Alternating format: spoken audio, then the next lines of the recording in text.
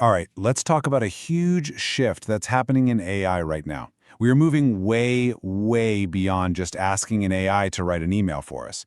We're talking about AI that can actually build stuff, taking you from a simple idea, a simple prompt, all the way to a finished product.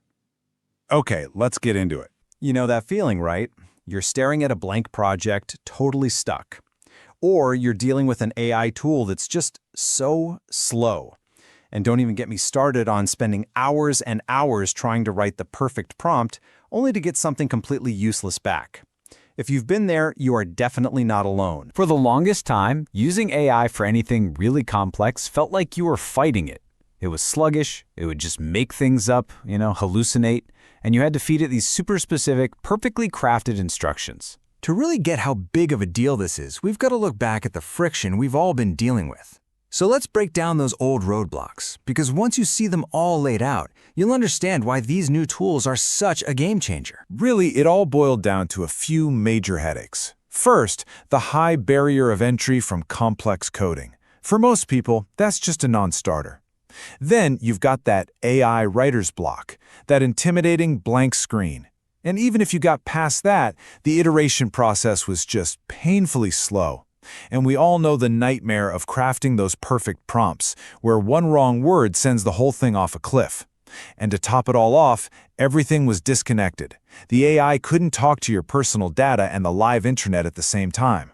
Okay, enough about the problems. Let's get to the good stuff, the solutions. A whole new class of intelligent tools is emerging, and believe me, it is changing everything. And this slide right here shows you the fundamental change. The old way of doing AI research was like using a static, month-old snapshot of the internet. The new agent mode?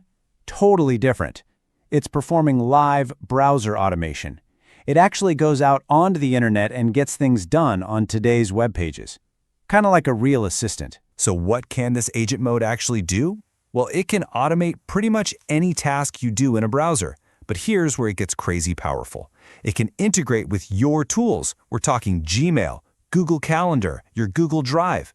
It can combine your internal info with live web research. Think about that. It's like having a virtual assistant that can do deep competitor analysis or build out an entire content strategy based on your actual data. Now, the engine behind all this is a new type of AI called a reasoning model, like OpenAI's new GPT-OS.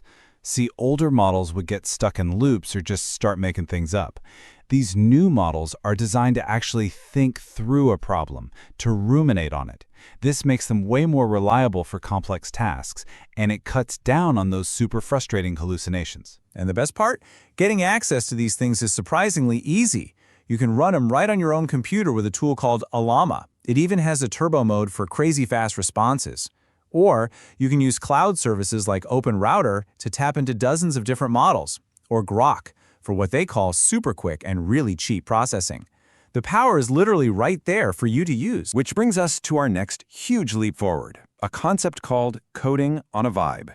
It's this wild idea that you can build an app not with lines of code, but just by describing what you want it to do in plain English. So, vibe coding is exactly what it sounds like. It's the process of generating the basic foundation of an app from a simple text prompt. You just describe what you're trying to build, and tools like Dyad or Abacus AI will spit out that initial structure for you. And this quote right here just nails it. The goal isn't for the AI to build a 100% perfect finished app in one shot. Not yet anyway. The point is to blast through that writer's block. It gets you from 0 to, say, 20 or 30% done, so you have a real working foundation you can start building on. It's a massive accelerator. Let's look at a real example using Abacus AI. You literally just say, build me an interactive Kanban board. Then maybe you upload a simple CSV file with your project tasks. The AI takes that, builds the web app, and here's the magic part. It automatically sets up the entire backend database for you.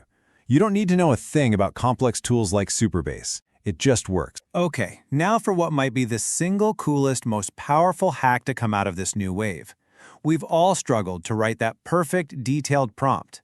Well, what if you didn't have to write it at all? What if you could just show the AI what to do? So here's the problem we're solving. These AI agents are powerful, but man, they need ridiculously detailed instructions to work right. And writing those prompts is a total pain. The solution? We're going to let the AI write its own instructions. And here's how it works. It's absolutely wild. You just record your screen while you do a task on a website, no talking, just your clicks and mouse movements. Then you upload that video to something like Google's AI Studio with Gemini 2.5 Pro.